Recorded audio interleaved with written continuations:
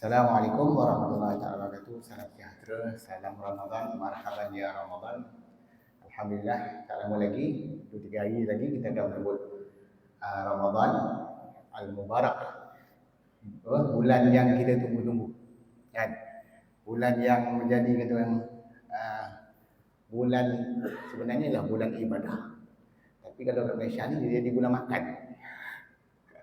Masa ni dah banyak bazar Ramadan, banyak buffet Ramadan dan sebagainya yang disandarkan pada Ramadan. Jadi hakikat dan semangat Ramadan tu kadang banyak lalui kan?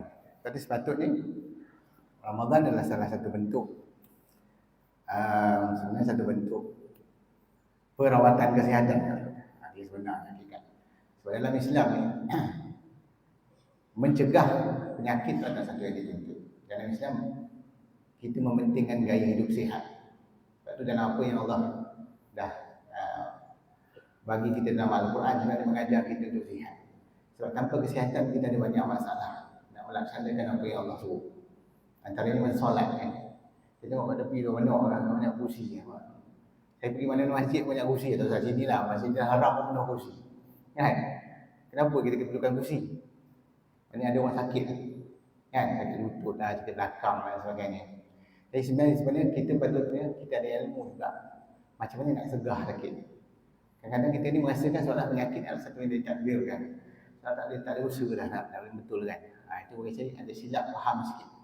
Sebagai seorang doktor, saya berpengalaman dah jadi doktor 27 tahun. Tapi sikamat ni saya biasa juga sebenarnya sebab saya sekolah kat sini tu. SMKH saja orang sangat. Saya daripada sekolah tu tahun 85 sampai 87. Form 1 sampai Form 3. Lepas tu saya sambung belajar ke Kolej Islam Sultan Alam Shah Kelang lah, Kisah. Cuma saya masuk Kisah, saya diberi jurusan sains. Jadi bila masuk matrikulasi, saya buat matrikulasi sains lah. Dan terus dia tawarkan untuk jadi doktor. Saya buat perubatan di Kasturba Medical College Manipal, India. Balik daripada India tahun 98, saya betul-betul di Hospital Melaka selama 5 tahun lebih kurang sampai tahun 2003. Sepatutnya saya nak sambung spesialis, tapi adalah masalah sikit dengan spesialis yang tak berapa cerdik tu. Saya ni tak boleh orang bos tak berapa cerdik tu saya akan lawan habis kan. Itu masalah dia sampai sekarang. Saya kalau orang tak cerdik kat atas saya hentam. Termasuk sekarang saya duk hentam KKM.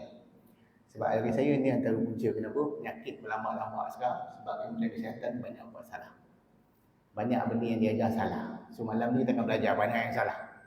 Kan, antaranya sibuk juga apa, puasa gastrik puasa ni tak ada ni mengarut.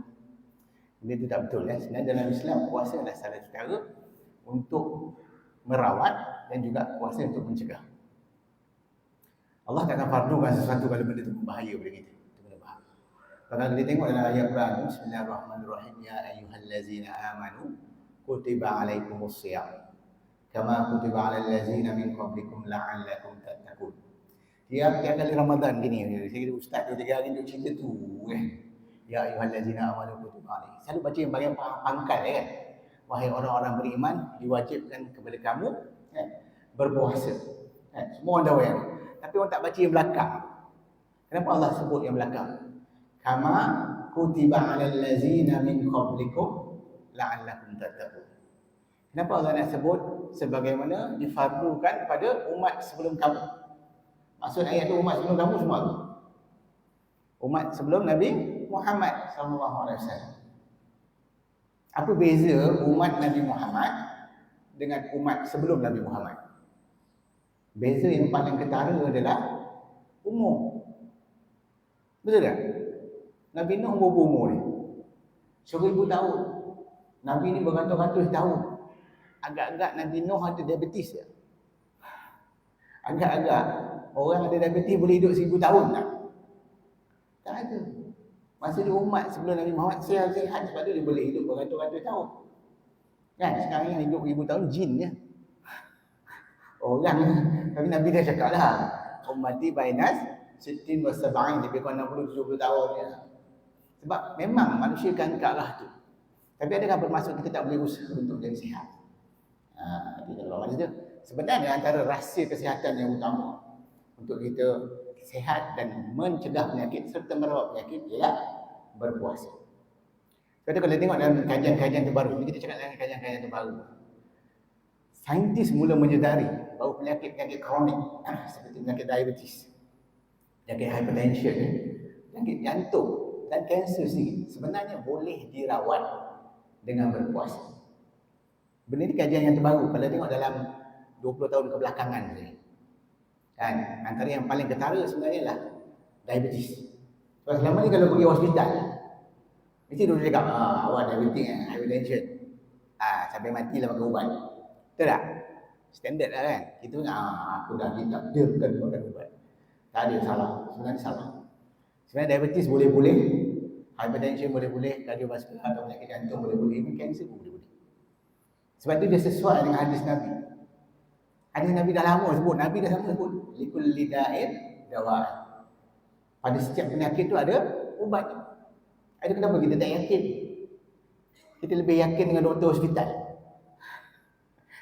Saya dulu kerja hospital lah. Sebenarnya sejak saya dah belajar ilmu pemakanan, bidang pemakanan dipanggil sebagai nutritional medicine. Bidang yang mana kita melihat pemakanan tu sebagai aspek untuk mencegah dan aspek untuk merawat. Dan yang mana kita mengkaji penyakit tu dari segi punca. Selama ni kalau cakap pasal diabetes, kita sibuk tengok gula. Gula darah tinggi, gula dalam air kencing dan sebagainya. Sebab dia bagian kecil manis. Itu je fokus. Bila makan sikit, gula naik dah. Itu sibuk, simptom. Sebenarnya gula tinggi ialah simptom diabetes. Dia bukan penyakit diabetes. Kan? Yang duk kalut sangat pasal apa? Ni ramai ni sebab saya ni followers dekat social media ni dekat 500,000. Macam-macam perangai macam-macam ni. Kan? Kadang-kadang yang action yang gaduh ada saya hentam balik. Saya tak kira saya ni tak boleh lah, aku hentam balik. Kau jangan sebarang-barang aku bagi sebiji kan. Sebab banyak sangat dia sibuk dengan gula. Kan? Dia cakap orang diabetik tak boleh makan pisang. Nanti gula naik. Orang diabetik tak boleh makan anggur, nanti gula naik. Orang diabetik tak boleh makan kurma, nanti gula naik. Sebab dia fokus pada simptom. Saya cakap, tunjukkan saya satu makanan yang you makan gula tak naik. Ada dua je, kayu dengan batu. Tu, kayu dengan batu kau makan memang tak naik lah. Apa dah gula naik, sibuk. Memanglah gula naik, apa masalah dia? Dah kau penyakit, memanglah gula naik. Soal dia kenapa gula kau naik? Itu yang kita kena jaga. Itu yang kita nak faham. Sebenarnya punca gula naik ialah berlaku masalah rintangan insulin. Ini kadang-kadang kita basic ilmu pemakanan ni pun tak faham. Sangat basic, alik bata sebenarnya. Tapi itu pun tak boleh faham. Macam mana nak boleh? Sebab tu saya mengajar. Saya gunakan segala platform yang ada. Saya gunakan social media, Facebook, YouTube dan sebagainya untuk mengajar. Saya nak bagi faham sebenarnya insulin tu bukan buat kecil manis. Insulin tu hormon. Kerja je tolak gula masuk dalam sel itu je. Sebab tu bila you inject, gula you turun. Gula tu turun pergi mana? Masuk dalam sel kita lah. Itu je kerja dia. Dia tidak membolehkan diabetes. Pernah nampak awak? Siapa pernah nampak orang inject insulin diabetes dia boleh? Ada? Siapa pernah nampak orang ambil ubat hospital diabetes boleh? Ni KKM hangin dengan saya tu. Sedangkan Nabi cakap semua penyakit ada ubatnya. Habis siapa yang bohong? Siapa berani cakap Nabi bohong? Keluar dari masjid sekarang juga. Tak layak kau duduk dalam masjid ni kalau kau cakap Nabi bohong. Nabi itu sifat mustahil bagi dia. Nabi ialah siddiq, orang yang tidak akan berbohong. Faham tak? So, jangan cakap benda-benda macam ni, berbahaya. Kadang-kadang kita cakap ni berbahaya. Kena kita perhatikan. Kita kena perhatikan apa yang kita cakap, jangan sampai kita melanggar akidah. Faham tak? So, kalau Nabi cakap semua penyakit ada ubat, yes, memang ada penyakit. Dan saya, sejak saya ni bukan baru 3 hari jadi doktor. Jadi pun baca panjang-panjang. 27 tahun. Saya sebenarnya dah malas yang doktor. Sebenarnya, tadi cakap saya ada 4 klinik. Sebenarnya semua 4 klinik saya dah tutup. Saya dah malas. Sebab saya nak mengajar sekarang. Klinik saya dah serah ke adik saya dah jual, saya dah apa semua. Saya tukar jadi kedai dan sebagainya. So tak ada masalah bagi saya dah. Sebab saya nak fokus pada mengajar. Sebab ini lebih penting kepada masyarakat. Sebab masyarakat kita terlampau banyak. Dan saya suka masjid panggil. Sebab orang kita paling ramai sakit. Saya rasa separuh dalam masjid ni ada penyakit. Saya tengok cara bangun rukuk, cara bangun sudut pun saya dah tahu sakit. Betul tak? Kalau tak perlu tu. Banyak tu.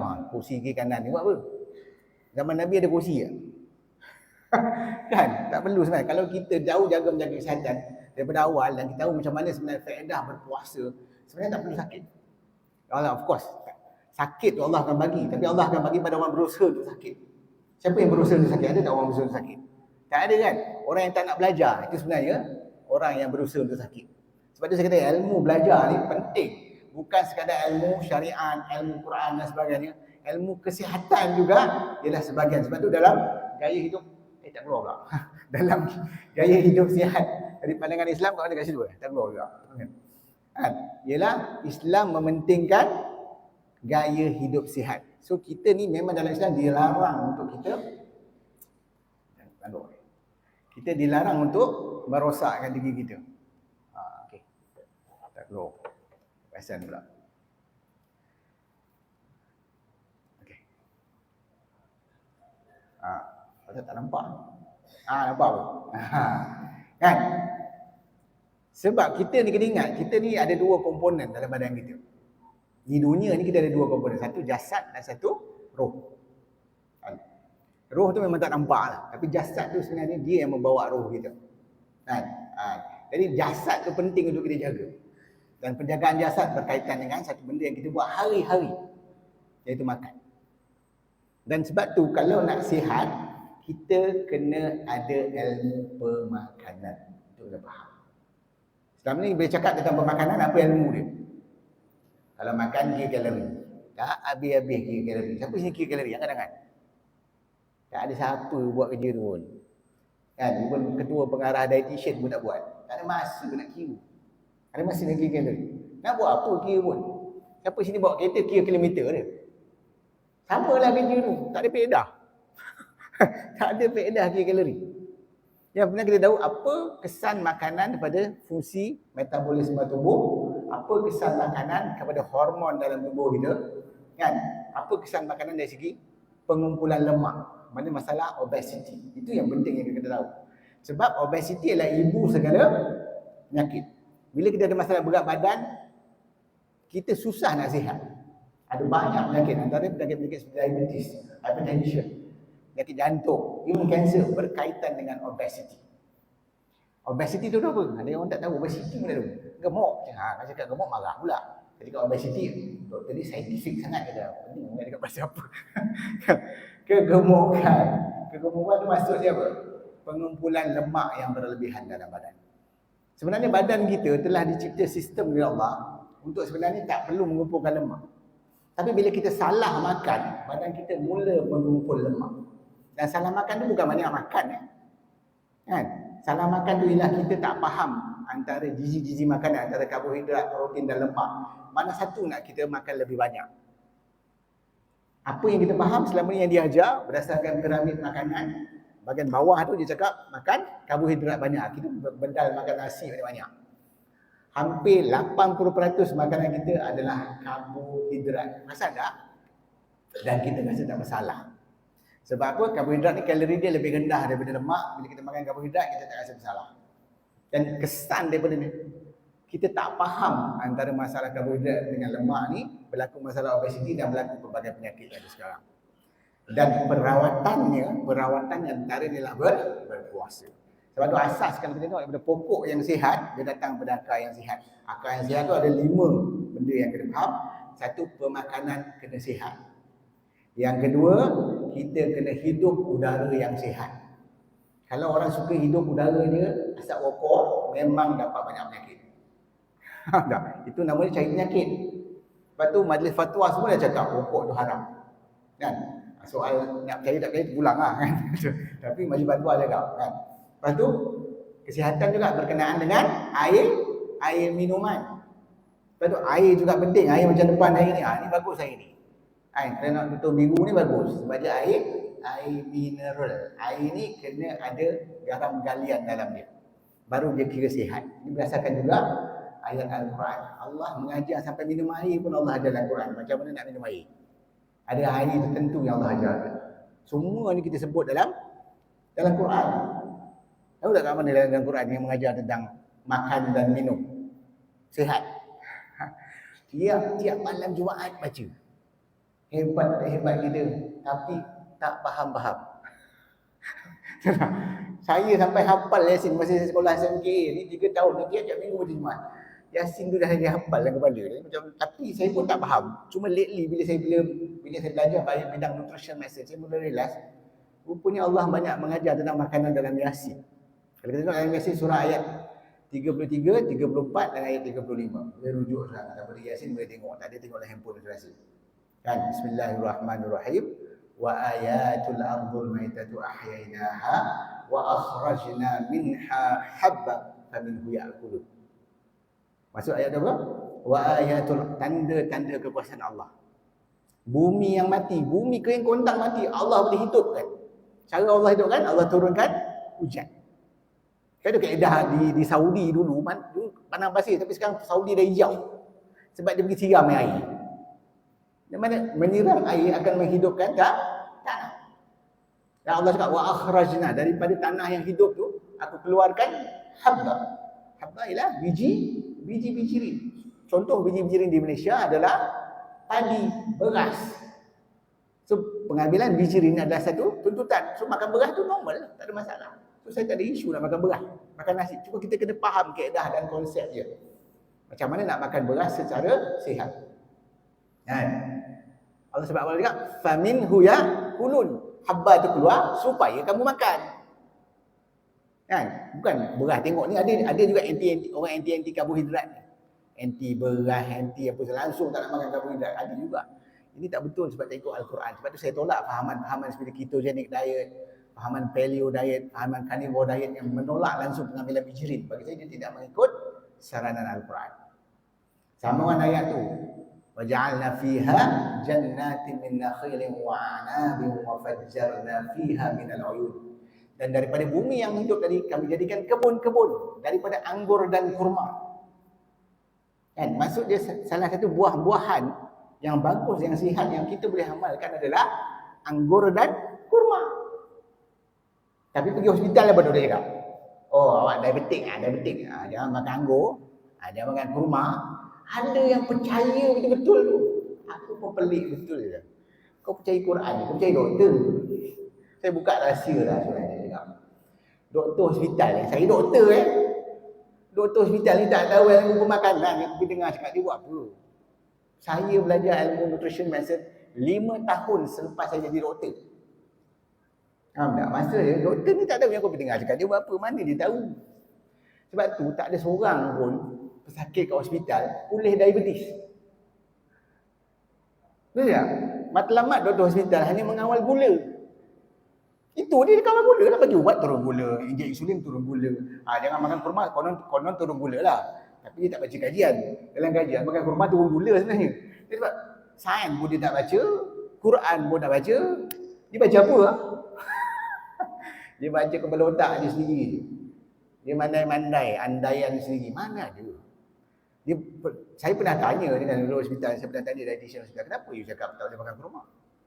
Dia cakap, bila makan kurma gula naik. Saya cakap, pesakit yang sama, kalau you bagi dia roti putih, you bagi dia biskut, you bagi dia kek, gula naik tak? Naik juga. Habis tu asal you tak cakap jangan makan roti, jangan makan biskut, jangan makan kek. Habis tu patient nak makan apa? Pandai pula dia. Habis tu yang kau ni prejudis pada buah ni pasal apa? Itu persoalan saya balik. Sebab tu kena dengar apa kita nak nilai kenaikan gula tadi. Penilaian pada kenaikan gula benda dia dipanggil sebagai glycemic index. Kadar penggulaan. Lepas kita makan berapa cepat gula naik. Kalau terlalu cepat itu dipanggil high glycemic index. Dari segi glycemic index, biskut, roti putih, kek dan sebagainya, makanan-makanan proses, glycemic index dia 100 tinggi. Kurma berapa glycemic index dia? 45, 40 ikut jenis lah. Sebenarnya rendah. Sebab tu dia orang tak faham pun ilmu glycemic index, tapi cakap makan kurma tak elok untuk diabetes. Sedangkan dalam Quran cakap suruh makan kurma. Sebab tu Allah tu Maha mengetahui. Sebab tu bila Quran tu sebut benda tu ada, benda tu betul lah. Yang tak betul tu kau pergilah belajar lagi. Ni tak ada. Paling kuat hantam saya kat TikTok je orang lah. Tapi silap orang lah hantam aku bagi balik. Sebab kau tak ada hujah. Hujah Quran pun tak ada, hujah sains pun tak ada. Baru saya tunjuk ni kajian sains. kajian di Saudi, kajian di Pakistan, semua menunjukkan pengambilan kurma sebenarnya sangat bagus untuk pesakit diabetes. Tapi masyarakat dihidangkan dengan ilmu, jangan diabetes dia makan kurma, diabetes dia makan kurma. Aduh, masalah betul ya. Of course lah, jangan makan sampai 1 uni. Apa-apa pun jangan melampau. Sebab dalam Quran juga sebut, wa kulu wasrabu wa la tusrifu. Makanlah, minumlah, jangan melampau. Itu saja. Tapi jangan cakap tak boleh makan. Seolah-olah makan je kurma tu boleh mati terus. Ada? Nak nampak orang makan kurma tu boleh mati? Ada? Apa benda ni? Apa benda nasihat benda ni? Aduh, masalah negara betul. That is why masyarakat jadi keliru, confused. Sebab tu saya kena tutup telinga saya nak ajar lah sekarang ni. Malas saya nak layan kat mesin. Sebab saya cakap benda yang sama kat mesin. Tapi saya bayar seorang. Cakap sampai 1 jam. Baik aku cakap 1 jam tanya. Berapa orang ada ni? Kat live saya ada berapa orang ni dekat. Tengok kat TikTok ada 11,000. Kat sini ada berapa? Dekat ni dekat 300. Okey lah. Berapa ramai dapat manfaat. Itu saya rasa fungsi saya lebih baik, lebih sesuai kalau saya sampaikan kepada ramai orang. Sebab masyarakat kita sangat teruk. Tahu tak antara benda isu yang baru disebut-sebut kat parlimen baru ni? Isu apa?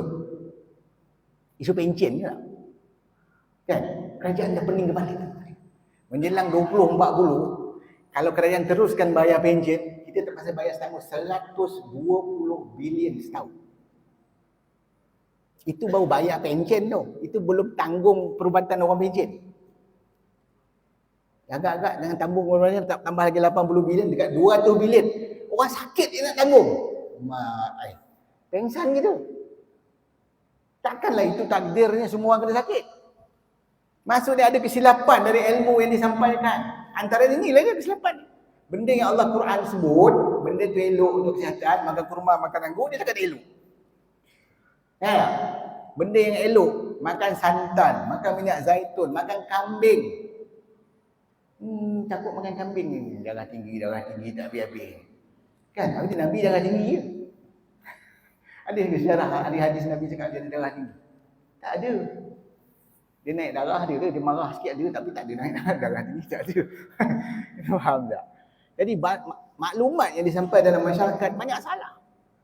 Bila dirujuk dalam Quran, sebenarnya banyak dia membetulkan balik. Kita yang tak nampak. Sebab dalam Quran ni ilmu semua ada. Engineering ada, chemistry ada, ilmu astronomi, semua ada. Tapi hanya ulul albab yang akan nampak. Nampak ulul albab? Dia keilmuan bahagian tu, dia nampak bahagian tu lah. Macam saya, sebab saya bahagian bidang nutrition medicine. Sebab tu bila saya baca Quran, saya nampaklah ada dalam Quran. Tapi saya belajar dulu ilmu sainsnya. Saya bukan faham ni sebab saya, yalah dulu saya belajar lah Quran, saya faham bahasa Arab. Saya dulu dapat A1 bahasa Arab. Masa saya form 3, saya ajar budak form 5 bahasa Arab. Tapi dah lama tinggal saya tak boleh cakap. Cakap tu hilang. Tapi faham tu masih ada. Bila saya baca Quran, saya faham. Saya baca, ini cakap pasal nutrition ni. Dia macam tu kan. Dia datang idea tu. Saya fikir macam cakap. Betul cakap kan? Wa ja'alna fiha jannatin min nakhilin wa a'nabin wa fajjarna fiha min al-uyun. Apa maksudnya? Air. Kami pancarkan daripada kebun dari air mata air. Apa perbezaan air mata air dengan air RO? Tahu air RO apa? Air yang reverse osmosis yang gunakan mesin tu. Saya nak sebut brand dengan marah lah brand tu kan. Kan? Air tu tak ada mineral tak bagus. Faham tak? Air yang bagus mesti ada mineral, dan mineral yang terbaik dalam air adalah kalau tengok dalam ni ada tulis. Ialah magnesium. Air yang kita minum kena ada magnesium, dan magnesium datang daripada bumi. Sebab tu Allah cakap hujan Allah turunkan, Allah cakap jangan minum air hujan. Tunggu dia masuk bumi dia keluar balik. Sebagai mata air dan kamu minum. Sebab itulah air yang terbaik dalam dunia adalah air Zam-Zam. Semua orang tahu air Zam-Zam yang terbaik. Tapi kenapa? Bukan sebab berkat daripada kaki Nabi Ismail tu, itu memanglah kita faham sejarahnya, tapi kandungan mineral dia. Sebab tu bila kita minum air Zam-Zam rasa dia ada payau sikit. Tak? Dan dia adalah air mukjizat. Tinggi magnesium. Mana magnesium tu adalah antara mineral yang paling penting. Tapi pernah dengar tak magnesium? Sibuk kalsium tak ada. Oh, nak kuat tulang kalsium kau. Sebenarnya tak payah makan kalsium. Nak kuat tulang tak payah ambil kalsium. Sebab dalam badan kita ada bank kalsium. Tahu tak bank kalsium dalam badan kita apa nama dia? Nama ni tulang. Sebab tu ada hormon khas yang menjaga keseimbangan kalsium dalam badan. The only reason kenapa kita dipromotkan untuk makan kalsium sebab dia orang nak jual susu. Itu je sebenarnya, tak ada apa pun ceritanya sebenarnya. Sedangkan susu bukanlah sumber kalsium yang terbaik. Ni ramai orang tak tahu ni. Saya ni rumput tulang dah tua, kena minum susu ke? Tak nak sebut brand lah, kan ada brand dia tu. Nak kena susu tu ke? Tak payah. Sebenarnya kalsium sumber terbaik adalah daripada tumbuh-tumbuhan. Cuma kita makan apa tumbuh-tumbuhan yang kita makan? Sayur lah. Dah. Oh, suara lagi Oh, berdengung. Okey, no problem. Boleh. Jom bagi sini. Okey, boleh, no problem. Lagi best ni. Tangan boleh gerak. Okey. Saya nak beritahu tentang kalsium, kena faham sumber kalsium terbaik sebenarnya daripada tumbuh-tumbuhan. Sebab tu kalau kita tengok, ni kayu masjid ni buat korban kan. Bila kita sembelih korban tu, nak tengok tak tulang lembu tu, keras tak keras? Tulang peha lembu tu ambil hentak kepala, mana pecah? Kepala kita ke tulang tu? Kepala kita pecah, punyalah keras. Pernah nampak tak lembu tu minum susu? Cuba fikir. Pernah nampak lembu dewasa minum susu? Habis tu kenapa tulang dia keras? Sebab tu, apa yang lembu tu makan? Rumput, pandai pun. Sebab tu, kalau ikut kajian sains, sumber kalsium terbaik adalah sayur-sayuran. Even kacang botol boleh tanam sipah-sipah kat mana-mana pun. 5 kali ganda lebih tinggi kalsium berbanding susu. Murah je. Kacang botol free kalau tanam sendiri. Kalau beli kat kedai pun alah sebungkus RM2. Murah sangat. Soalnya kita tak tahu. Brokoli tu 3 kali ganda. Brokoli mahal.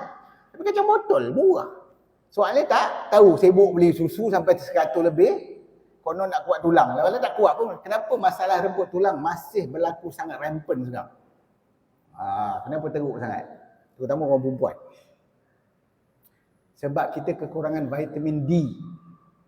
Itu yang lebih utama punca remput tulang. Bukan sebab tak cukup kalsium.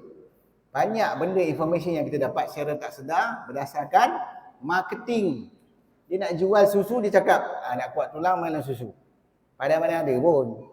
Ada. Sumber vitamin D yang baik sebenarnya adalah daripada makanan berkolesterol tinggi. Antara dia ialah kuning telur. So kalau you tak nak remput tulang, makan kuning telur. Makan telur tu semua. Ni ada pula kuning dibuang. Pening benda saya.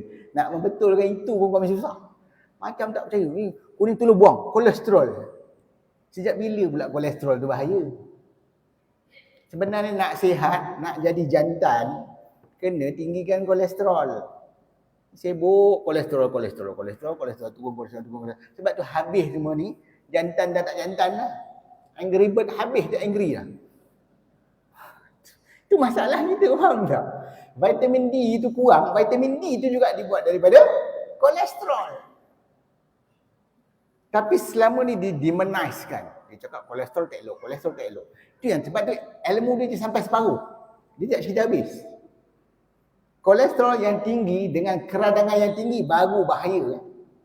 Dan juga dia berkaitan dengan pengoksidaan kolesterol. Dia bukan soal kolesterol. Sebab tu kena belajar. Dia tak cerita pendek. Sebab tu saya tak boleh cerita semua malam ni. Kalau saya nak, apa yang saya faham 22 tahun belajar nutrition, saya tak boleh cerita dalam masa 2 jam. Faham tak? Kisah dia panjang. Sebab tu saya buat banyak kursus, saya buat kuliah, saya buat seminar. Sebab saya penting masyarakat tahu. Sebab kesilapan kita tentang pemahaman tentang penyakit akhirnya merugikan. Akhirnya dah umur 50-an pakai kursi. Saya 50-an umur saya. Saya 50-an. Saya dah 52. Kan? Berapa orang rumah? 2. Anak berapa? 12. Siapa nak 12 ni? Faham tak? Ini makan telur ni hari-hari 5 biji hari ni. Makan kambing hari-hari. Kolesterol saya 6.7. Siapa boleh challenge? Faham tak? Tapi keradangan yang kita kena jaga. Sebab tu kena faham konsep. Dalam konsep pemakanan yang kena jaga ialah keradangan. Keradangan tu apa? Itu panjang lagi cerita. Kan? Keradangan tu adalah punca penyakit. Dan berpuasa adalah salah satu kaedah mengawal keradangan. Sebab tu pengamalan puasa sebenarnya akan membantu kita mencegah pelbagai penyakit. Kita jangan ambil mudah tentang kesihatan ni. Kita jangan sibuk tengok apa nombor. Kolesterol 6.0. Bahaya tak? Soalan biasa. Saya nak menyampah nak jawab. Sebab dalam pengiraan kolesterol, yang you tengok bukan total kolesterol, itu tak memberi apa-apa information. Yang you kena tengok adalah triglycerides. Berapa bacaan dia? Dan yang kedua yang kena tengok ialah kolesterol. Macam kolesterol baik lah, HDL. Dua ni yang lebih penting. Sebab dua ni kalau nisbah dia tak betul, itu menunjukkan keradangan tinggi dalam badan. So kalau next time tengok dalam bacaan tu, ujian darah tu, kita tengok berapa bacaan triglyceride. Yang terbaik triglyceride ni di bawah 1. Itu yang paling cantik. HDL yang cantik kalau dia lebih daripada 2. Tapi kalau terbalik dia punya bacaan tu, itu menunjukkan keradangan you tinggi. Dan apa punca triglyceride tinggi? Triglyceride adalah kolesterol daripada gula. Sebab you banyak makan gula. Sebab tu punca sebenar sakit jantung, punca sebenar kita ada masalah kesihatan yang teruk di Malaysia sampai berbilion-bilion kena belanja ni, kan? Ialah kita banyak makan gula. Tapi selama ni salahkan pada santan, kambing, telur, kurma, anggur, la ilaha illallah. Makanan Quran semua habis salah. Sedangkan semua makanan yang Allah sebut dalam Quran bersifat anti keradangan. Apa makanan anti keradangan? Buah-buahan.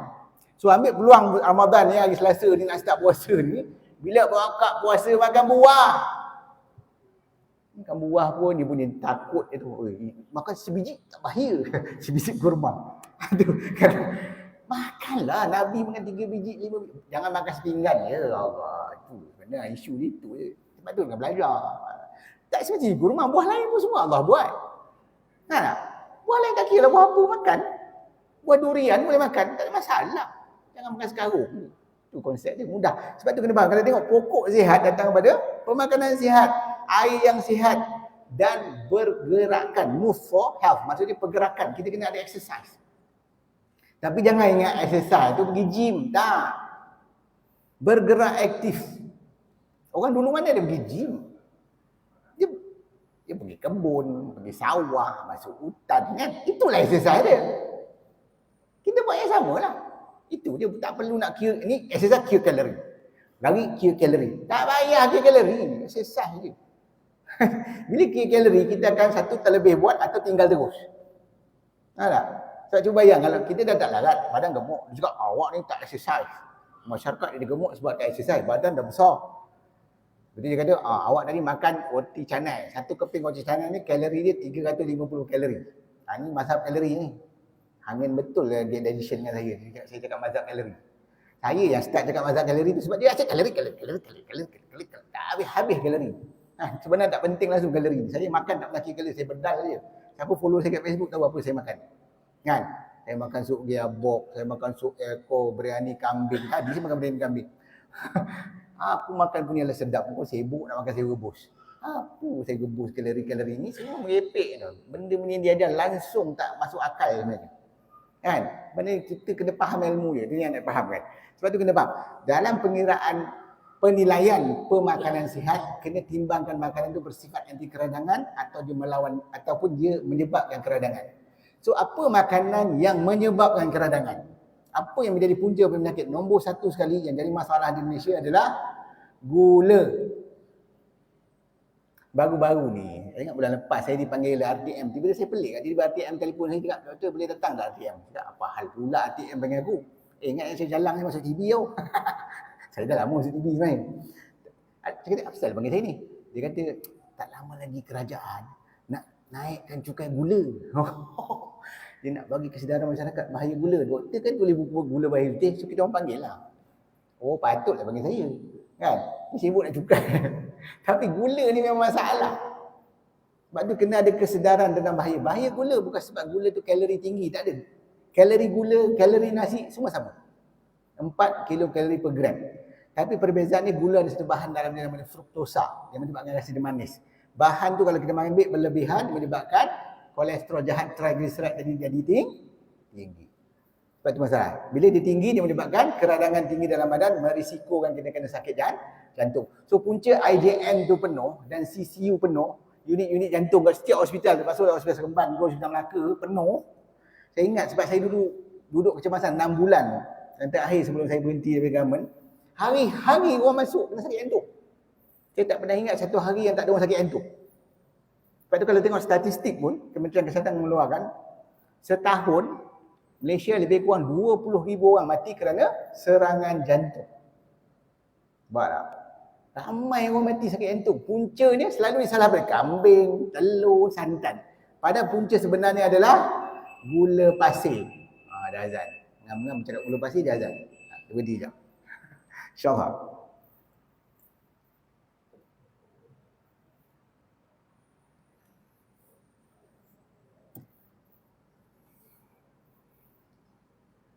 Allahu Akbar, Allahu Akbar, Allahu Akbar, Allahu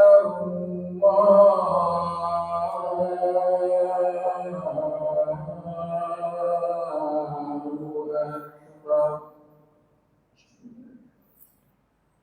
Asyhadu an la ilaha illallah.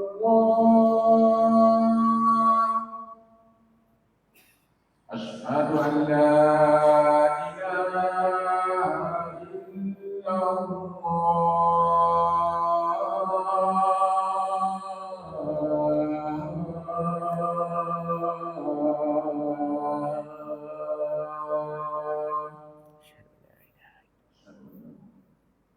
Asyhadu anna Muhammadan Rasulullah.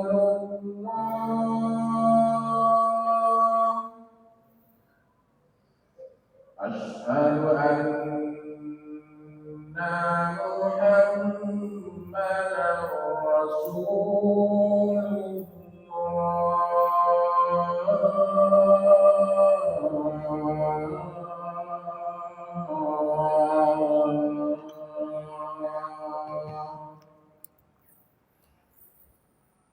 Hayya 'alal shalah.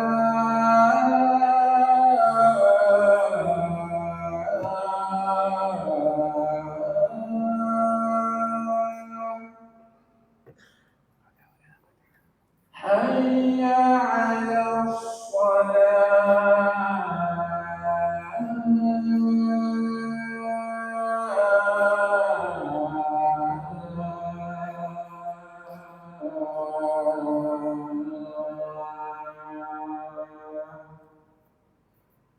Hayya 'alal falah.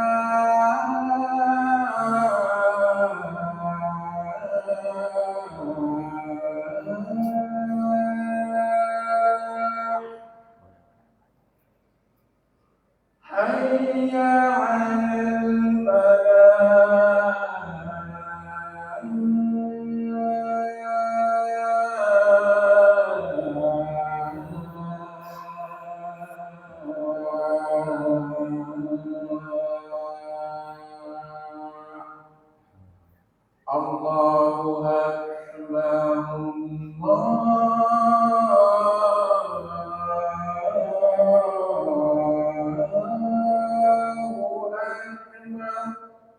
Allah. La ilaha illallah.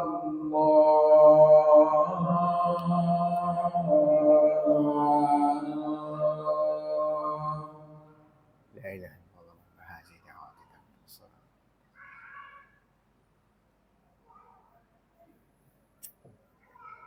Okey, bismillah. Sambung balik. Tak izin untuk kita sambungkan kuliah kita ni.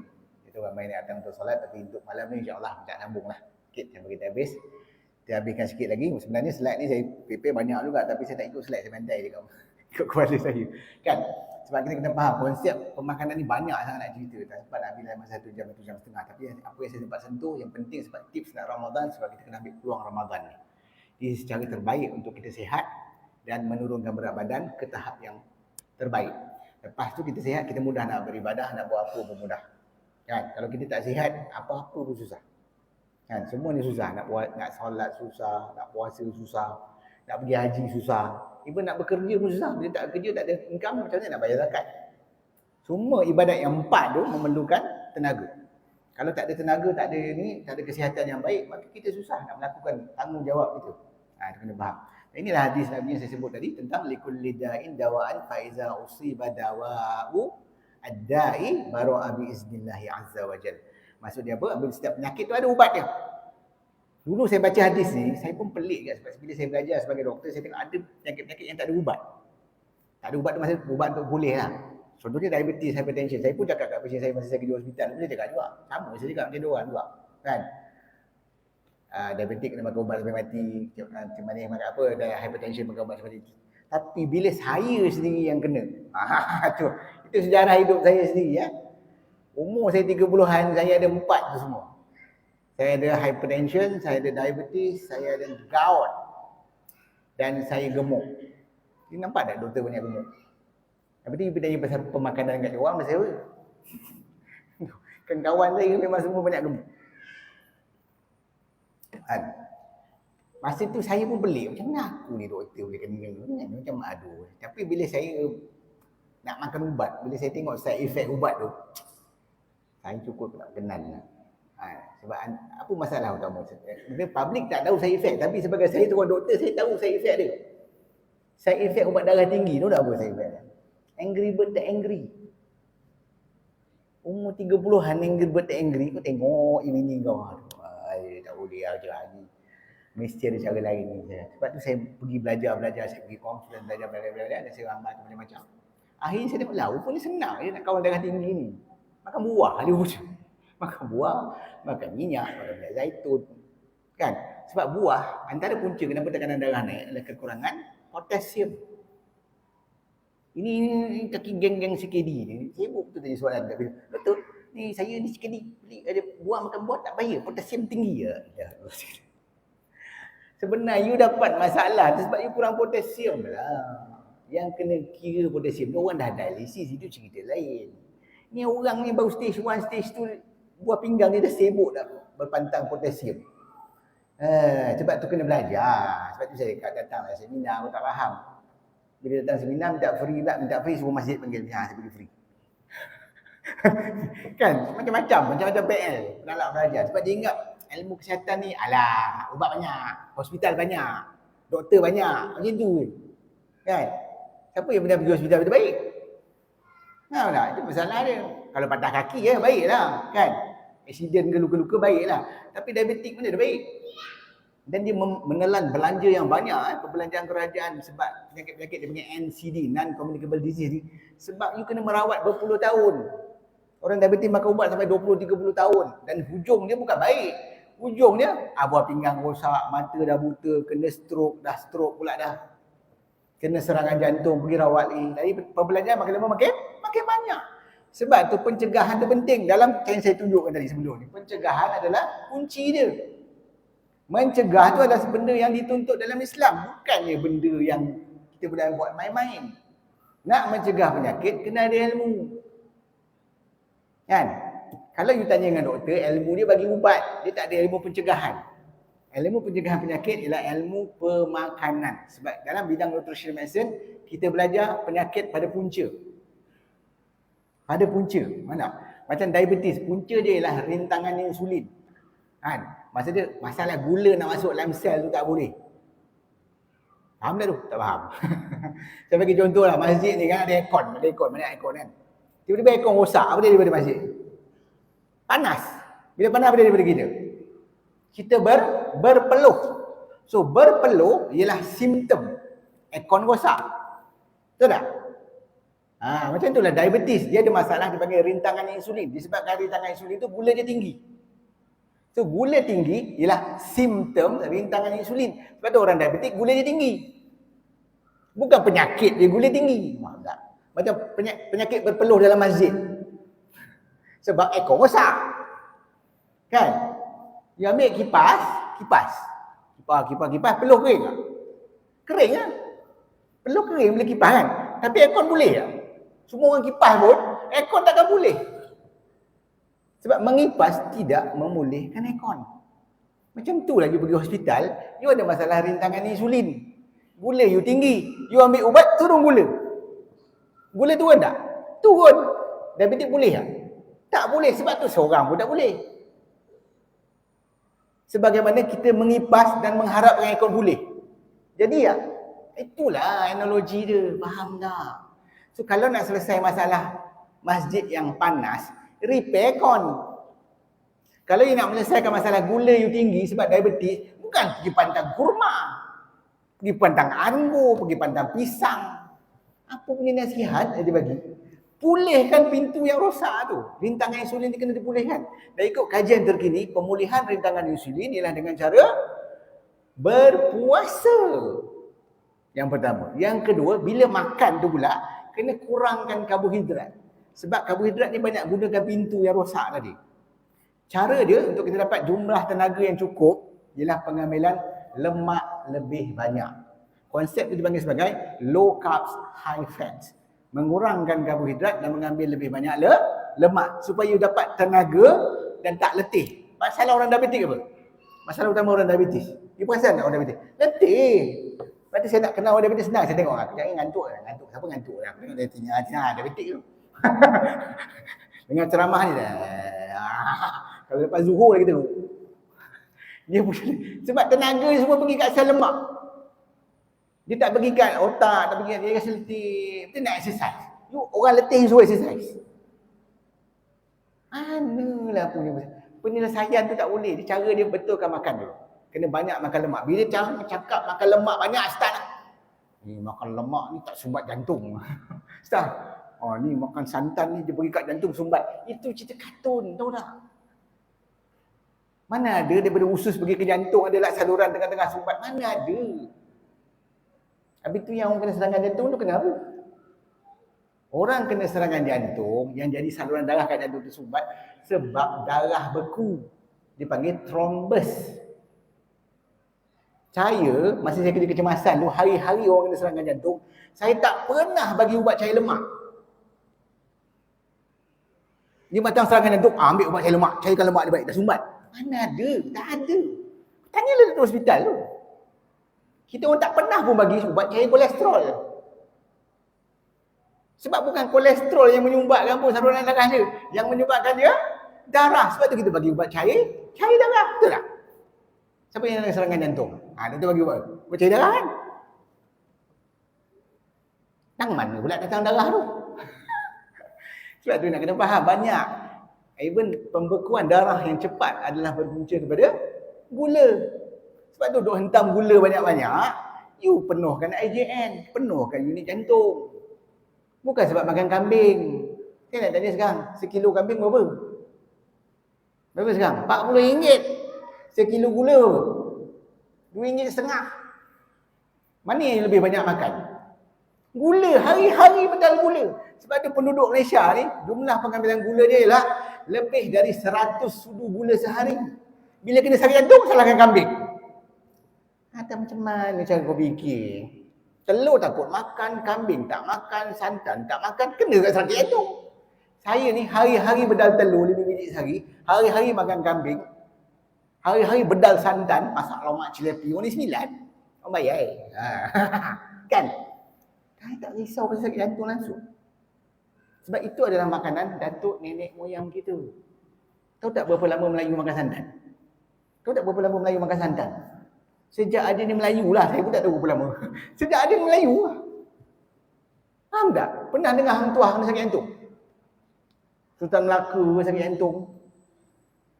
Mungkin jauh sangat lah Hang Tuah. Sebab tu tahun 80 ada satu kajian. Kajian ni sangat menarik. Sebab kajian ni dibuat di pulau. Di satu pulau. Pulau tu dia sama level dengan Malaysia lah. Kawasan Khatulistiwa tu lah. Nama pulau tu ialah Puka-Puka dan Tokelau. Ada dua pulau. Puka-Puka Island dan Tokelau Island. Kenapa saintis buat kajian kat pulau ni? Sebab dia dapati penduduk pulau ni kadar sakit jantung dia kosong. Tahu tak kosong? Tak ada. Kalau buka IJN rugi. Tak ada orang nak pergi. Faham? Jadi saintis pelik. Dia kata, tahun 80 masa tu sakit jantung dah banyak dah. Dah ada dah. Faham tak? Tapi pulau tu seorang pula kena. Dia ingat apa yang duduk kat pulau ni? Alien ke apa? Makhluk asing mana? Bila dia pergi kat pulau, dia kaji penduduk pulau. Dia tengok penduduk pulau tu makan santan. 65% makanan penduduk pulau tu adalah santan. Kelapa lah. Penduduk pulau tu makan lebih kurang macam orang Melayu dulu. Makan santan. Makanan lain dia apa? Makanan laut. Duduk pulau memanglah laut. Laut keliling kan. Makan laut. Tak kira lah udang, sotong. Ni udang, sotong tau. Udang, kolesterol. Sotong, kolesterol. Dia punya takut kolesterol macam kolesterol tu hantu apa benda lah. Aduh, itu masalah kan. Semua pakai kursi. Semua terlampau rendah kolesterol. Saya daripada sujud saya terus tegak macam ni. Tak ada masalah. Melompat pun boleh. Ni yang sibuk dengan makan ubat kolesterol macamlah sihat sangat. Rendah kolesterol. Tahu tak tahun 2009 satu kajian menarik. Didapati 75% orang yang masuk hospital kerana serangan jantung. Masa dia masuk hospital tu kolesterol dia rendah. 75%. Bayangkan, itu majoriti kalau undi dah menang. Kan? So yang you sibuk turun kolesterol pasal apa? Tanya. Pasal apa? Nak angry bird tak angry nak gepuk tulang. Nak jadi memory loss. Ni cakap Melayu mudah lupa. Tak ada Melayu mudah lupa. Orang makan ubat kolesterol tu yang cepat lupa semua. Dah tu ramai sangat Melayu makan. Tu ni. Itu yang nak dipaham. Kolesterol penting untuk otak kita. 90% otak kita adalah kolesterol. Faham? So kalau nak anak-anak tahfiz, anak apa ni, nak hafal Quran ni, suruh dia makan kolesterol banyak-banyak. Makan kambing, makan telur, apa semua tu. Ni makan roti biskut. Apa ni biskut? Pening orang tahfiz budak tu nak belajar. Tak boleh. Makan kena sihat. Susah dia nak belajar. Sebab tu dulu imam-imam dulu 5-6 tahun dah hafal Quran lah. Zaman sekarang susah. Sebab otak kita dah banyak makan benda proses. Kita kena balik pada makanan asli. Dan antara makanan yang saya sebut ni santan. Yang menarik dua pulau yang saya cakap, dua pulau Puka-Puka yang Tokelau Island tadi, yang menarik pasal pulau tu. Sebab kedua-dua pulau ni, penduduk dia bila dikaji paras kolesterol dia, semua penduduk pulau tu 6.5 kolesterol. 6.5 kalau pergi hospital semua makan ubat. Betul tak? Dengan keadaan kolesterol tinggi, makan santan, makan makanan laut, sotong udang, kan? Dia punya karbohidrat dia keledek dengan ubi. Kan? Kadar sakit jantung kosong. So mana silapnya kita ni? Dengan AJN penuh, 20,000 orang rakyat Malaysia mati setiap tahun kena serangan jantung. Sibuk takut kambing, takut telur, takut santan. Betul tak betul? Sebab tu kena fikir balik. Jangan lurus je. Doktor cakap. Doktor tu sakit jantung. Kawan saya ramai dah mati. Serius cakap. Kawan saya doktor pun dah blackout mati sakit jantung. Tahun lepas seorang meninggal kat ICU. Diabetik. Dia pun sama dengan saya, 20 tahun dulu diabetik. Kadang-kadang saya jumpa pasien cakap, dah berapa tahun diabetik ni? Dah 20 tahun. You tahu tak, 20 tahun dulu saya pun diabetes. Kenapa you kaki dah tak ada? Kenapa mata dah tak nampak? Kenapa buah pinggan dah rosak? Sebab you makan ubat hospital. Saya doktor. Saya tahu segala ubat hospital tapi saya tak makan. Saya membetulkan pemakanan saya beramal dengan puasa. Penyakit boleh. Betul lah hadis Nabi yang cakap tadi, likulli da'in dawaan. Jika berbetulanlah ubatnya, maka pulihlah penyakit itu. Maknanya selama ni yang tak boleh, sebab ubat kau tak betul, itu je lah.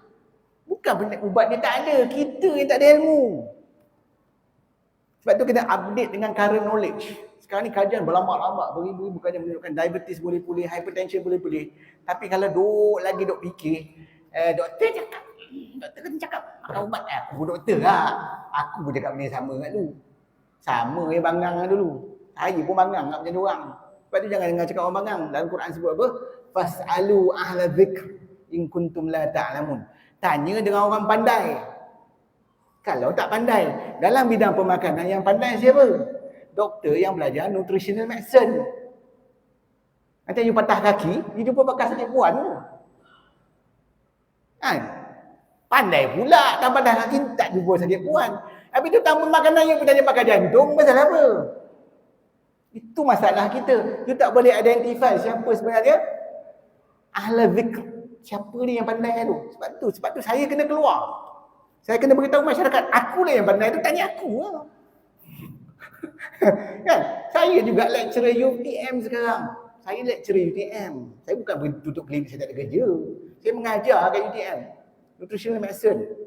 Saya juga ialah salah seorang expert panel Committee for MPOB. Tahu tak MPOB tu? Malaysian Palm Oil Board. Saya salah seorang expert dia orang. Sebab tu jangan temberang pasal minyak kapi sawit ni semua betul. Kalau tak, takkan dia bagi saya jadi expert panel. Saya yang menilaikan sebab MPOB ada bagi grant pada universiti. Bagi grant dan saya menilaikan tu kajian-kajian tu okey tak okey. Antara salah seorang panel lah, ada 10 orang panel lah, tapi saya salah seorang. Saya juga ialah salah seorang expert panel, konsultan untuk syarikat Al-Ar, minyak zaitun Palestin. Dia lantik sebagai itu. Sebab dia orang tahu saya expert pasal minyak. Sebab tu minyak tu jangan dipandang sebagai benda yang tak sihat. Of course ada minyak tak sihat. Tidak dinafikan ada minyak tak sihat. Minyak yang tak sihat dipanggil trans fat. Trans fat tu ada dalam margarin, ada dalam creamers. Tahu creamers? Yang kita duk buat teh tarik. Siapa yang tak bersalah? Kat luar mesti teh tarik. Masjid yang sebelum ni bagi saya tarik, saya tak minum. Tapi sikit-sikit, sikit pun saya tak nak. Sebab bila saya minum teh tarik, saya nak muntah. Kita dah biasa makan benda-benda sihat. Bila ambil benda tak sihat, dia kacau psikologi. Macam orang tak biasa merokok, cuba saya rokok. Kejap dah batuk. Macam tu lah. Teh tarik tu tak salah. Yang salah cara orang Malaysia buat. Sebab kita gunakan susu creamers. Itu bukan susu Itu adalah trans fat. Dan lagi teruk, dia ada tinggi gula. Sebab tu secawan teh tarik ada 12 sudu gula. Kalau yang 5 cawan teh tarik satu hari, teh tarik dia dah 60 sudu. Ni apa ni? Saya tak makan gula banyak. Dia kata, mamak, teh tarik kurang manis. Kurang 2 sudu. 10 sudu. 10 sudu, 12 sudu apa beza? Sebab tu teh yang paling bagus, teh O. Senang cerita. Teh O kosong. Letak stevia tak apa. Stevia boleh guna kan. Ataupun kopi O kosong boleh. Ataupun teh hijau boleh. Tak ada masalah. Teh tak ada masalah. Orang dah minum teh 5,000 tahun. Tak ada masalah. Masalah ni gula. Faham tak? Gula, sejak bila ada gula? Itu persoalan. Tapi tu orang tak makan gula dulu. Gula hanya ada dalam tamadun Malaysia baru 300 tahun. Dan peak penggunaan dia lah selepas tahun 1900. Gula ialah satu industri yang dibawa oleh penjajah British. Dia jajah satu dunia, dia bawa gula. Dan dia jadi kaya antaranya sebab meniaga gula. Dan kita masih teruskan penjajahan. Masih duk makan gula banyak-banyak. Sampai sekarang dia masih kaya lagi. Yang teruk kita ni duk menyedap pergi IJN, sakit jantung. Bahaya gula bukan soal diabetes saja. Bahaya gula berkaitan dengan juga sakit jantung dan kanser. Sebab tu kita kena ambil alternatif. Kenapa orang suka sangat makan gula? Sebab manis. Manis tu adalah ada berkaitan dengan faktor psikologi. Bila kita makan sesuatu yang manis, kita akan rasa happy. Sebab tu Rasulullah suruh kita buka puasa dengan sesuatu yang manis. Bukan suruh makan bergula. Maksud Rasulullah, makanan yang manis yang kita boleh amalkan secara berbuka ialah buah-buahan. Makanlah buah. Buah yang paling bagus, buah kurma. Tak kira buah anggur pun boleh, tak ada masalah. Kan? Buah pisang pun boleh. Takut betul pisang nak habis kan. Masalah. Sedangkan pisang ni Allah sebut sebagai makanan ahli syurga. Kita duk solat, datang masjid hari-hari, tonggak-tonggak semayang ni, pasal nak masuk syurga kan. Ni baru ni ada viral pasal ada satu influencer tu sibuk nak cium batu Hajarul Aswad. Asal sibuk cium? Itu batu syurga kan. Macam tu je gila nak sibuk. Sedangkan Allah dah bagi dah ni. Contoh makanan ahli syurga, buah-buahan. Yang kau ni, tak ada, takut lah doktor hospital cakap tak boleh makan buah pisang.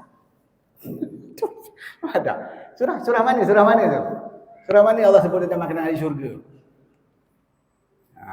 Baca ni. Bismillahirrahmanirrahim. Wa ashabul yamin ma ashabul yamin fi sidrin mahdudin wa talhim mandud wa zillim mamdud wa ma'in masqub wa fakihatin katsira. Surah mana tu? Surah Waqiah. Surah Waqiah Allah cerita pasal ahli syurga. Dalam surah Waqiah Allah cakap ahli syurga ialah ahli syurga ialah yang diberi nikmat buah-buahan. Nikmat buah-buahan. Dia kata ashabul yamin, golongan kanan. Siapa golongan kanan? Golongan yang diberi buah bidara tanpa duri, buah pisang yang bersusun-susun. Kan? Dalam syurga tu tempatnya teduh, airnya banyak dan buah-buahan yang banyak. Wa fakihatin katsirah. Takkanlah dalam syurga buah-buahan banyak tengok ni. Asal kau tak makan? Kau nak diabetes. Macam mana pula ni masalah? Itu masalah. Sebab tu kita kena tengok. Sebab tu dalam apa-apa ilmu. Rujuk Quran. Ilmu sains ni banyak pembohong. Sebab saintis pun manusia. Tak ada satu kajian. Yang kita takut lemak selama ni berdasarkan satu kajian daripada 7 Country Studies. Nama saintis adalah Ansel Keys. Sekarang ni baru orang tahu, baru saintis tahu. Rupanya Ansel Keys ni buat kajian tu tipu. Kajian yang mengatakan ambil lemak kena sakit jantung tu ialah satu penipuan. Dah viral dah dekat Google. Tapi sebab tak pernah didedah kan kita tak tahu. Duduklah dah. Makan kambing tak bahaya. Makan lemak tak sumbat jantung. Makan ilaha. Itulah. Sebab tu saya kena keluar. Saya kena beritahu masyarakat. Sebab saya tak boleh tengok ada orang sakit-sakit macam ni. Sebab kejahilan. Sebab takut makan kambing. Sebab takut makan santan. So tips bulan Ramadan ni make sure bila buka puasa ada kambing. Ada santan. Masak lomak cili api daging salai pun boleh. Masak lomak itik salai pun boleh. Tak kira lah apa, ikan keli salai pun boleh. Tak ada masalah. Jangan lupa makan sambal tempoyak. Makan belacan, makan budu, makan cicaluk. Kan? Semua makanan-makanan di peram tu mengandungi kuman baik yang penting untuk kesihatan. Ini takut makan budu. Tak nak makan budu apa? Tinggi garam.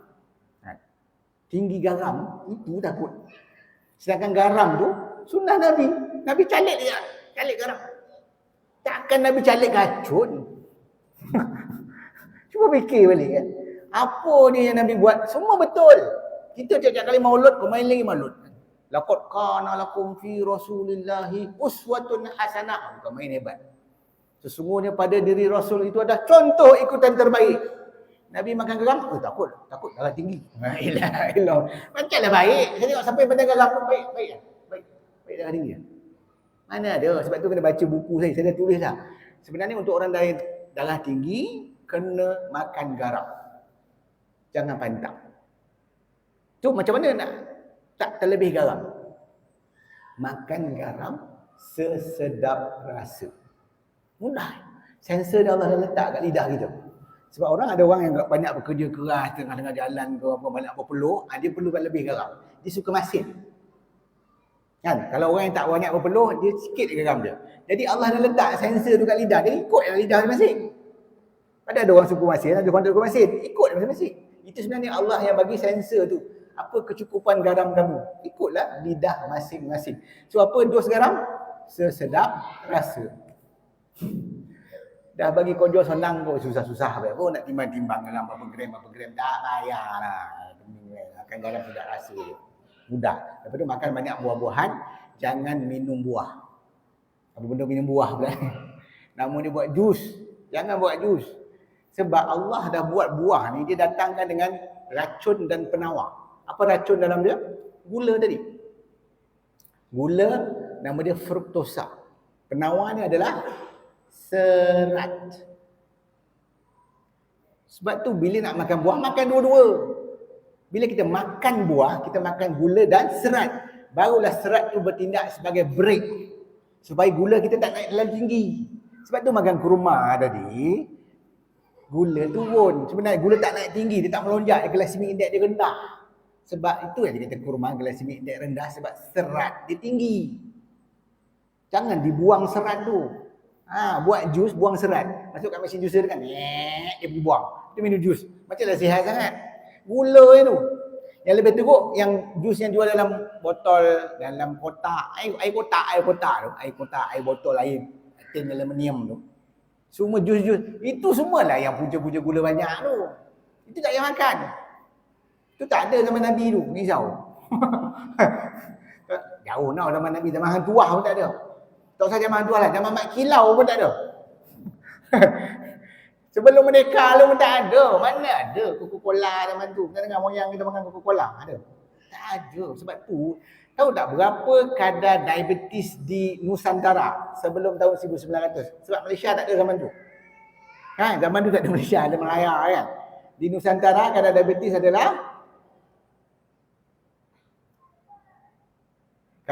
adalah kosong. Dah kena stop pula.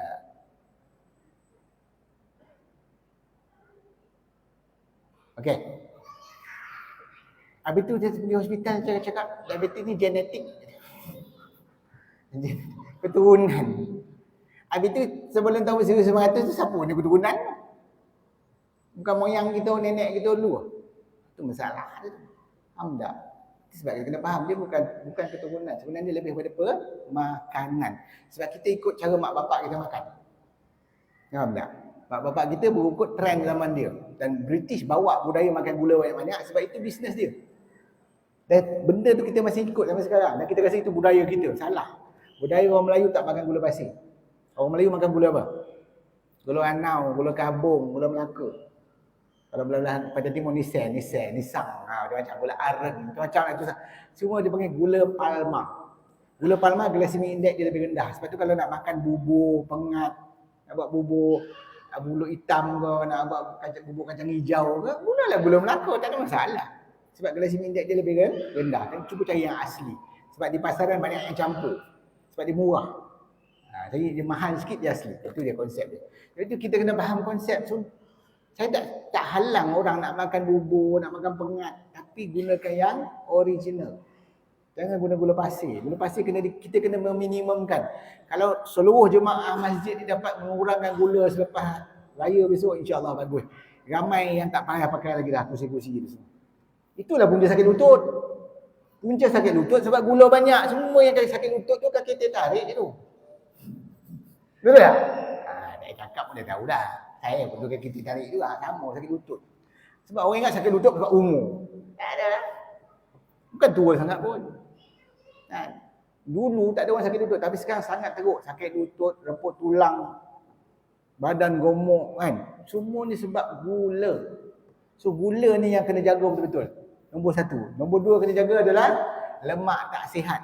Nama dia trans fat, margarine, creamers tadi. So ni semua jangan bawa masa Ramadan nanti. Penat je puasa Ramadan. Buka puasa pergi makan benda tak elok. Yang nombor 3 apa yang merosakkan?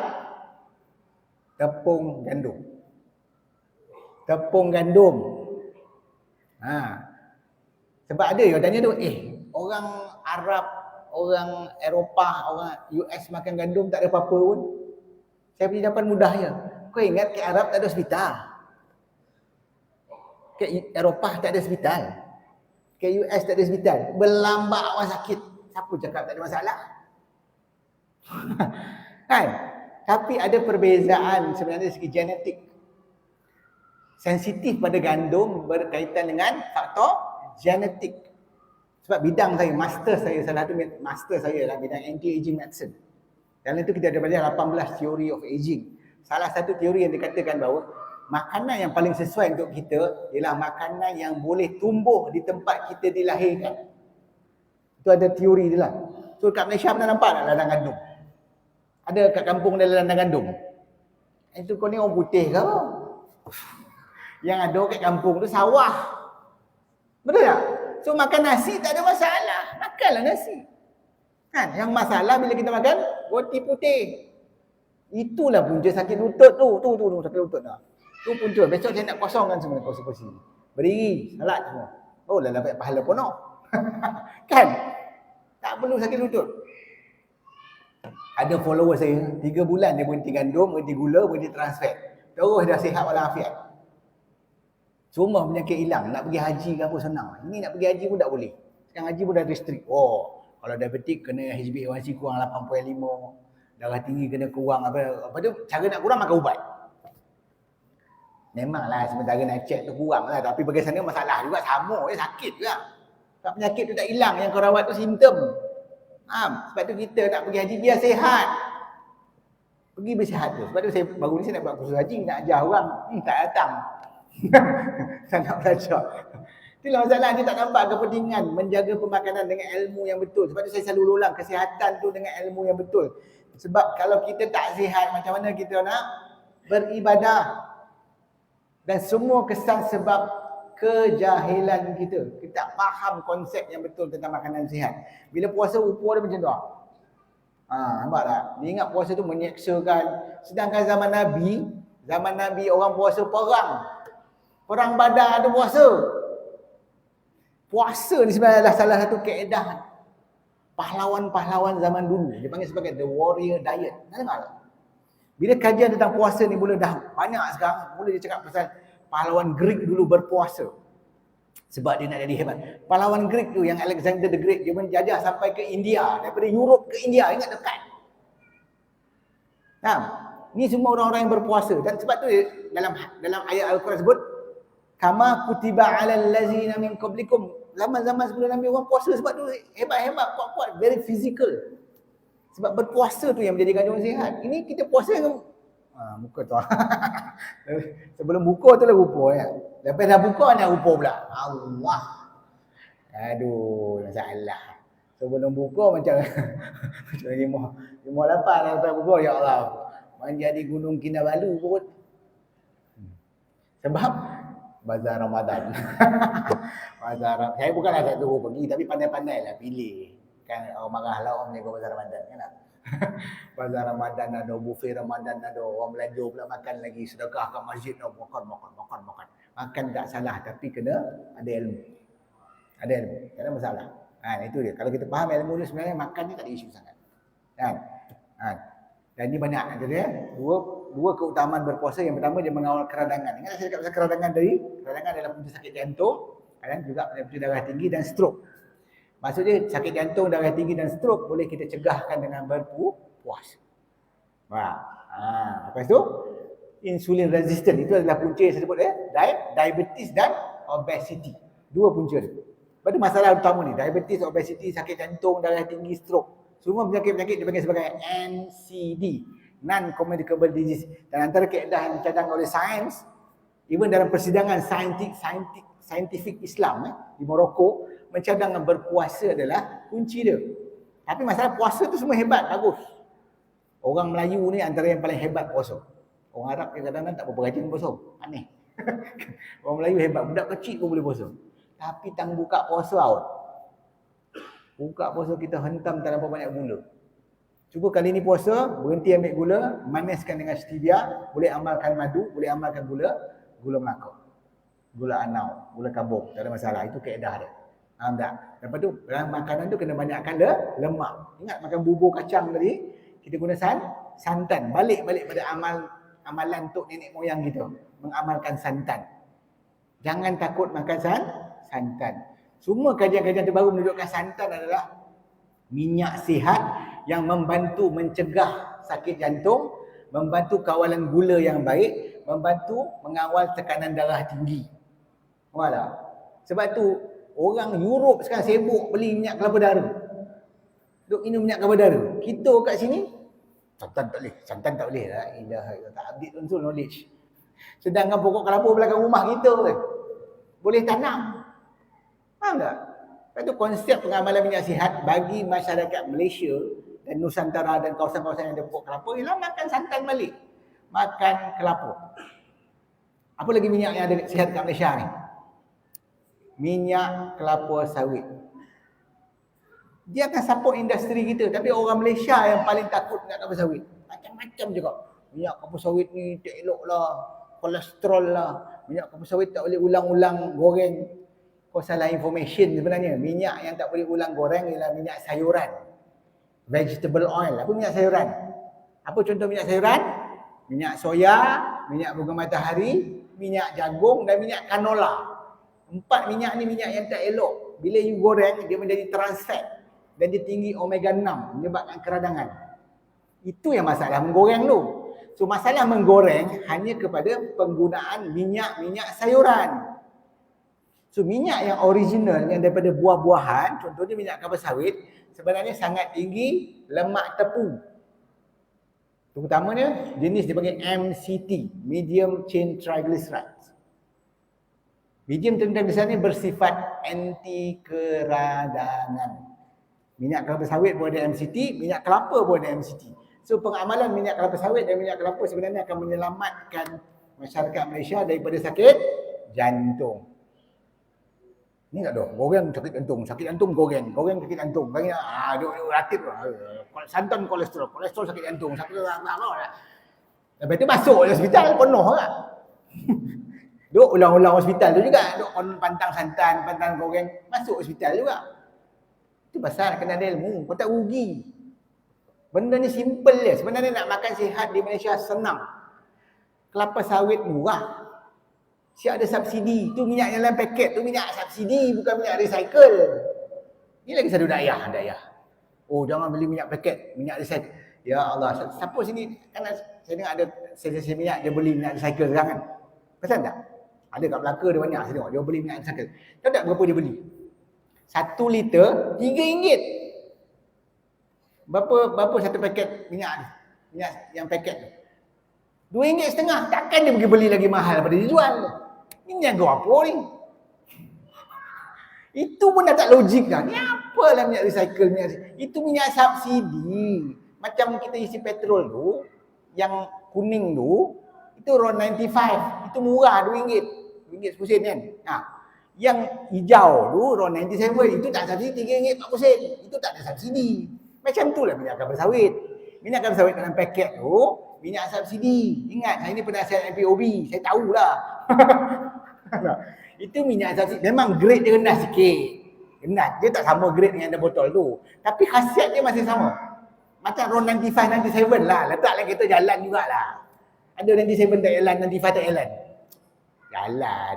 Kereta saya masuk jalan. Jangan kereta diesel letak sudah lah. Itu lah. Maksud dia tak ada isu pun. Kita je yang banyak sangka buruk, andaian. Lepas tu rugi. Sebab antara kelebihan minyak subsidi ni, bila digunakan orang menjaga tepi jalan, jadi harga makanan dia murah lah. Kalau diguna minyak botol, mampu nanti goreng pisang RM5 sekoping, mampu siapa nak beli. Itu tak apa, biarlah dia guna saya. Pada saya tak ada masalah selagi dia orang yang tepi jalan ni. Tapi kalau hotel janganlah bagi dia beli yang subsidi. Itu maksud dia kan. Itu je. Itu kenapa? So jangan salah faham minyak kelapa sawit, minyak kelapa, dua minyak sihat. Dan of course minyak yang ketiga ni yang sihat ialah minyak yang disebut dalam Quran. Semua baca watini wazaitun. Minyak zaitun. Dalam Quran ada 7 ayat yang bercakap tentang minyak zaitun. Sebab saya baru tulis buku. Saya lupa nak cakap, saya dah tulis 45 buah buku. 10 buku fizikal. Lain yang balance tu buku e-book. Macam-macam tajuk. Sebab tu kalau kita nak tengok yang bercakap, kalau tengok yang bercakap nak tahu keilmuan dia, tengok berapa banyak buku dia tulis. Sebab buku orang boleh nilai kalau tak betul. Cakap semua orang boleh cakap. Kan? Tengok nilai, kau tengok keilmuan dia. Saya dah tulis 45 buah buku dan salah satu buku ialah bagaimana memilih minyak zaitun. Kan? Dia ada ciri-ciri dia nak pilih minyak zaitun ni. Sebab minyak zaitun ni dia sensitif sikit. Dia tak tahan cahaya yang kuat. Dia tak tahan suhu yang terlampau tinggi. Dia tak setinggi macam minyak kelapa sawit. Tapi masih tinggi juga. Minyak zaitun masih boleh digunakan untuk memasak. Cuma faktor dia ialah faktor kos. 1 liter minyak zaitun dekat RM200. Faham tak? Kalau nak beli 1 tong macam minyak kelapa sawit kita 5 liter tu, RM1,000. Kalau jenis-jenis Alif Syukri ke, Datuk Wida tu boleh lah. Kita ni orang biasa ni tak mampu lah. Kan? Jadi kita boleh lah minyak kelapa sawit. Sebab ada kajian ni saya baca kajian ni dibuat kat China. Bayangkan China yang buat kajian. Dia membandingkan antara minyak zaitun dan minyak kelapa sawit. Kita banding kedua-dua ni equal. Sama khasiat. So benda yang sama khasiat tapi lebih murah pun dalam minyak kelapa sawit. Supportlah industri kita. Felda kan kita punya ni yang baru nak rugi 1 bilion kan dia nak untung. Orang tak nak bolilah Felda punya minyak. Kesian betul lah kan. Patutnya kalau semua orang Malaysia ni faham kelebihan minyak kelapa sawit, Felda tak boleh rugi. Faham tak? Itu konsep dia. Sebab tu kita dah ada dia punya jawapan. Makan makanan bergoreng, makan minyak zaitun. Minyak zaitun boleh masak, nak goreng telur tak ada masalah. Satu lagi kaedah yang bagus menggunakan minyak, bila kita masak nasi. Apa isu nasi? Sedar tak nasi yang kita makan tak sama dengan nenek moyang kita makan?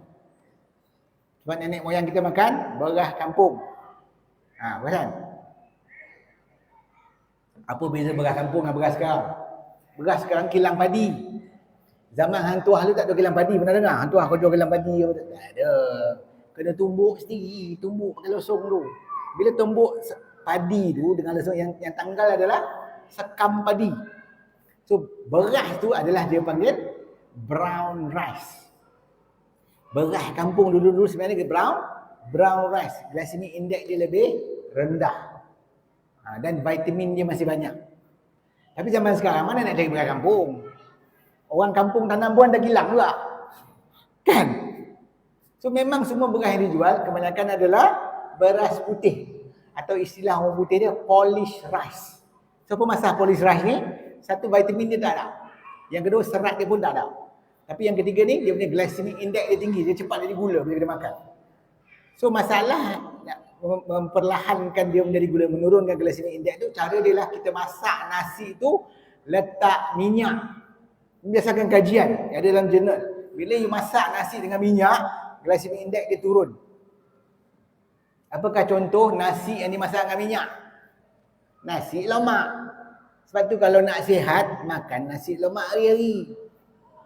Ni tanya doktor, boleh ke saya makan nasi lemak? Boleh lah kalau kau nak sihat. Saya makan nasi lemak hari-hari. Ya Allah. Bukankah itu makanan nenek moyang kita? Apa yang aku takut ni? Sebab tu kita terlampau banyak misconception. So apa lagi nasi yang dimasak dengan minyak? Nasi biryani. Kalau nasi biryani Besoklah kenduri masjid kan, nasi biryani, nasi Arab, kan? Nasi ayam, kan? Nasi goreng, semua bagus. Ni tak boleh, kalori tinggi. Sebab tu dalam otak ni kena betul kan, kalori ni buang dalam longkang, tak boleh pakai, makan je. Sebab bila kita, satu yang kita nak tahu, bila kita makan makanan yang berlemak tinggi, makanan yang berlemak tinggi tu lemak sihat lah. Kita akan kenyang cepat. Dan kita tak akan makan banyak pun. Tak?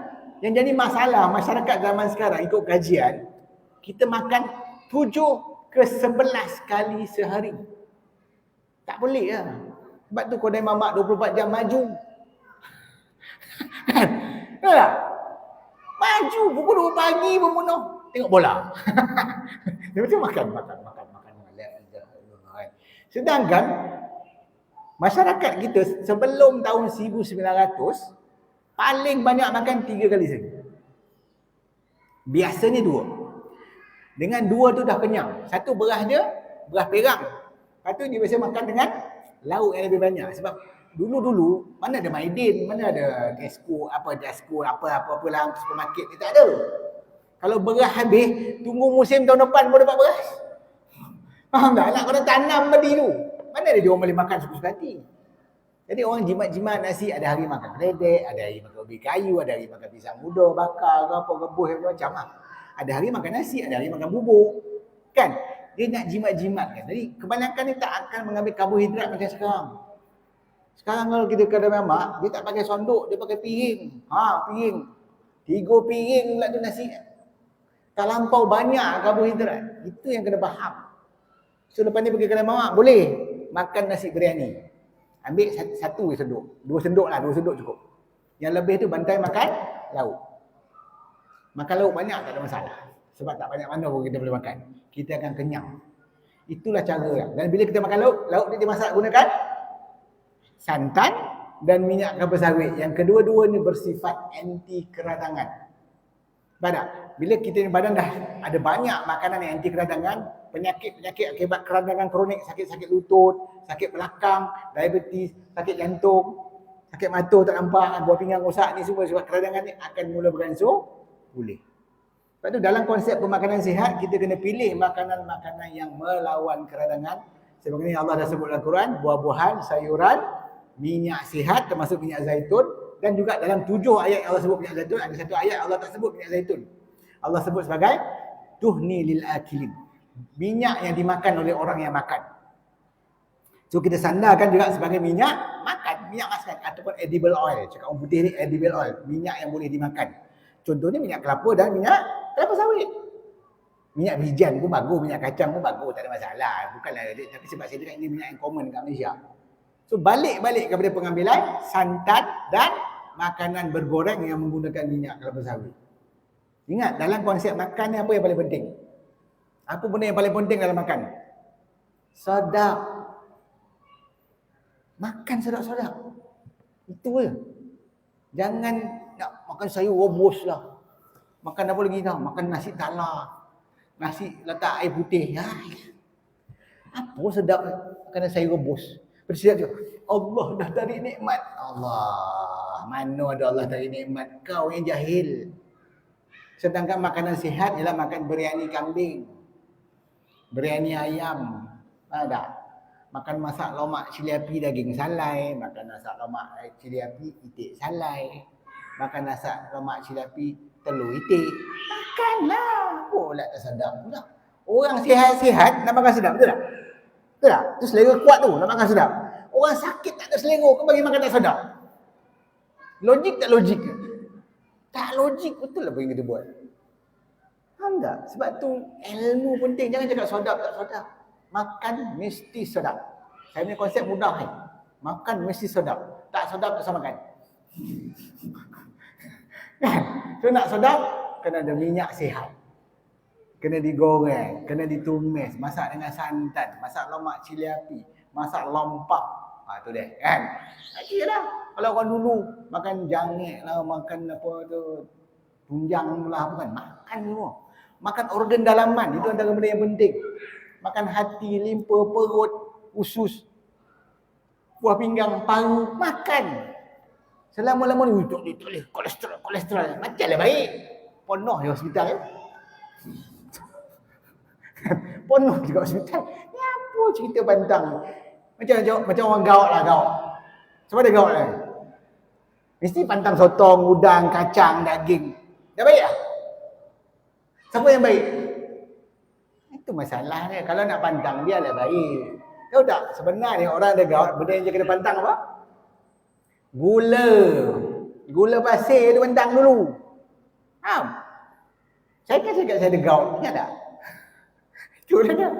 Saya sekarang tak ada gout. Saya sekarang ni pantang juga. Pantang jumpa. Badal je. Udang sotong. Itu pun best pantang kan? Pantang jumpa ngap. Semua. Itu pun sedap. Apa? Tapi saya tak makan banyak pun sebenarnya. Serius juga. Dia tak perlu makan banyak, tapi kita makan sedap. Sebab kita makan sebenarnya bila dah sampai tahap yang cukup yang kita nak makan, kita berhenti sini. Baru betul. Nak paksa diri berhenti makan susah. Sebab benda yang paling susah, bila you tengah lapar, you suruh tak makan. Betul tak? Macam orang gatal, jangan garu. Bayangkan, tengah gatal, jangan garu. Oh, dia punya susah. Macam tu. Tak boleh. Menyusahkan. Sebab tu makan dia sedap dan kita kenyang lama. Sebenarnya bila kita makan banyak lemak, banyak santan, banyak daging, banyak apa ni, kita kenyang lama. Jadi mudah dah nak puasa. Sebab tu masa sahur make sure banyak makan minyak. Selalu bulan Ramadan special saya akan ambil minyak kelapa darah setengah cawan macam ni. Macam ni. Campurlah minyak zaitun sikit, minyak kelapa darah sikit, ngap minum terus macam ni. Ni air.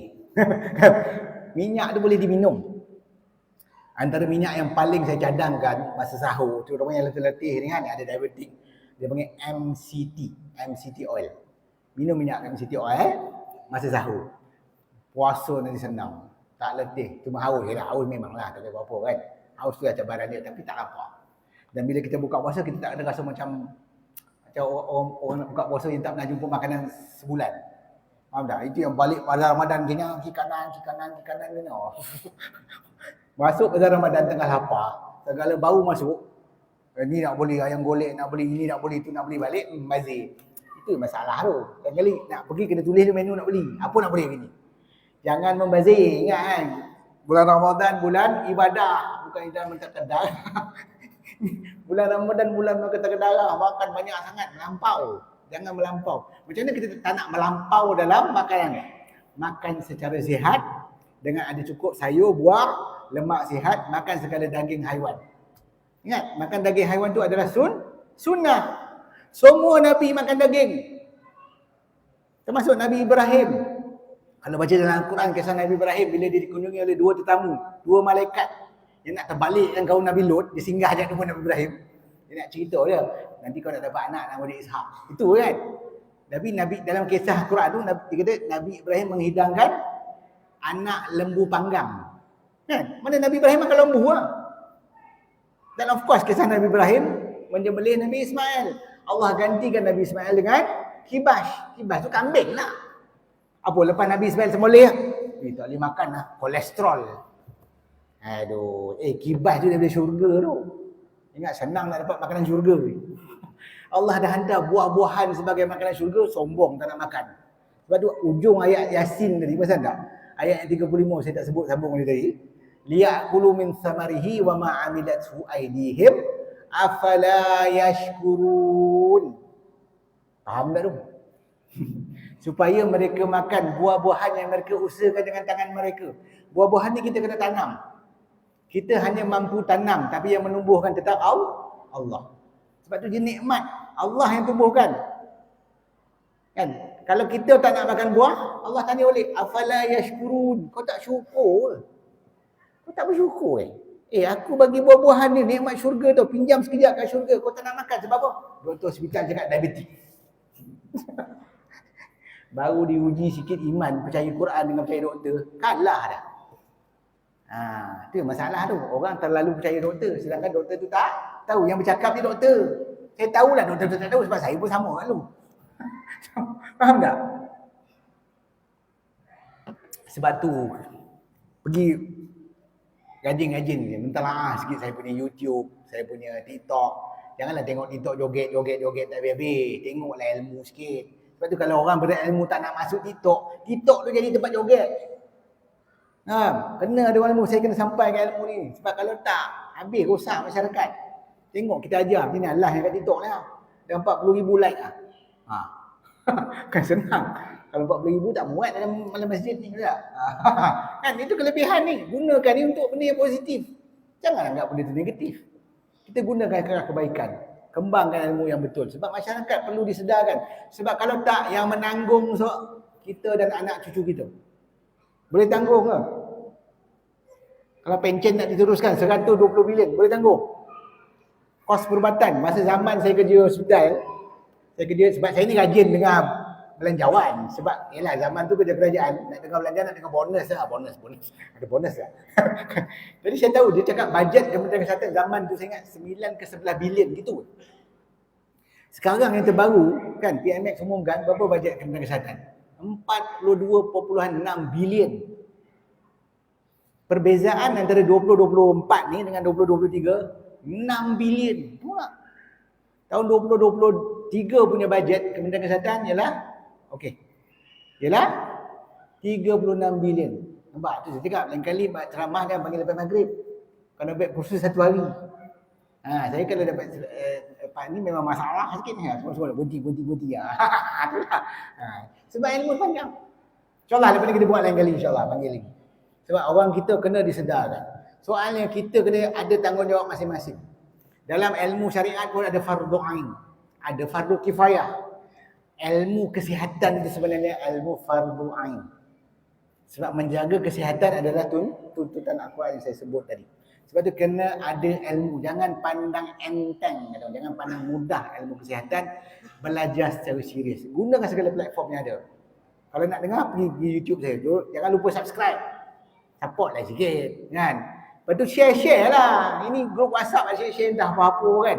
Share politik tak habis. Cuba share lah ilmu kesihatan. Itu insyaAllah. Jadi sama-sama dapat manfaat. Sama-sama akan menyelesaikan masalah kita.